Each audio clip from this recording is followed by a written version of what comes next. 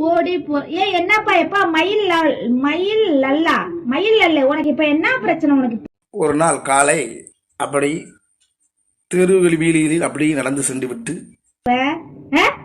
என்ன பிரச்சனை பண்ணி ஏதாவது சும்மா கிடக்குறக்கு அப்படி மதிய வேளை உணவு இருந்த வீட்டுக்கு வந்தேன். குளிக்காத பாண்ட மூதேவி, குளிங்கடா டெய்லியும், ஹீட்டு குறையும். பேனு மாட்டிக்கிச்சு எங்க கையில. வீட்டுக்கு வந்தால் வீட்டில் எந்த வித உணவும் இல்லை. அப்புறம் என்ன, நான் குளிக்க போறேன்டா.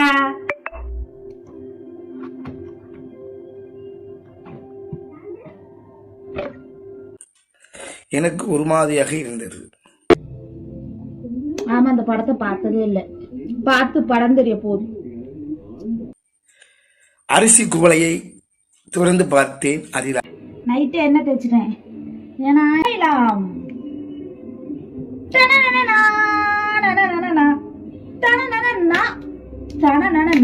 அரிசி இல்லை.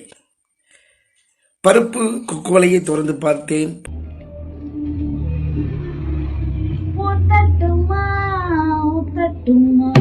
பருப்பு இல்லை.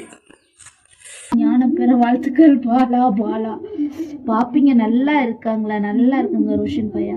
அடி போடி கிளவி. ரைட் ரவுரா. எல்லா குவளையும் திறந்து பார்த்தேன். ஒன்றுமே எல்லாமே காலியாக இருந்தது. ப்ளீஸ். ஓகே நித்யராஜ். ஓகேடா, ரொம்ப ஜாலி டைப் நீங்க. ஐயோ தேங்க்யூடா. அதுக்கு கீழே 4 கமாடு கெட்ட கமாடா இருக்கு. Love you aunty. காய்கறி சுளவு அது உண்டு, அதுவும் காலியாகவே இருந்தது. ராஜா லவ் யூ பா. ட்ரெஸ் கால். ஐயோ அது கெட்ட கமாட். Rajkumar song super. தேங்க்யூ பா. ஒட்ட தெரியுது. உப்பு முதற்கொண்டு எதுவுமே காலியாக இருந்தது. தீராதையா.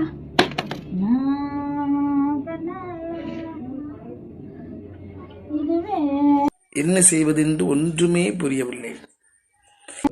ஆளு மூஞ்சி மோர கட்டியும் பாரு நல்லா. ஐயடா, நான் பார்த்துட்டு தான் இருக்கேன். உன் கமெண்ட்லாம் நான் பார்க்காமலாம் கிடையாது. சில பல கமெண்ட்லாம் நான் பார்த்துட்டு. என்ன செய்வது? நம் வயிறும் காலியாகவே இருக்க வேண்டும் என்று எண்ணி ஒரு குவளை நீர் எடுத்து அறிந்து நான் இந்த மாதிரி நான் ஆத்திரப்பட்டு திட்டுவேங்கிறதுனாலதான் பொறுமையா இருந்தேன்.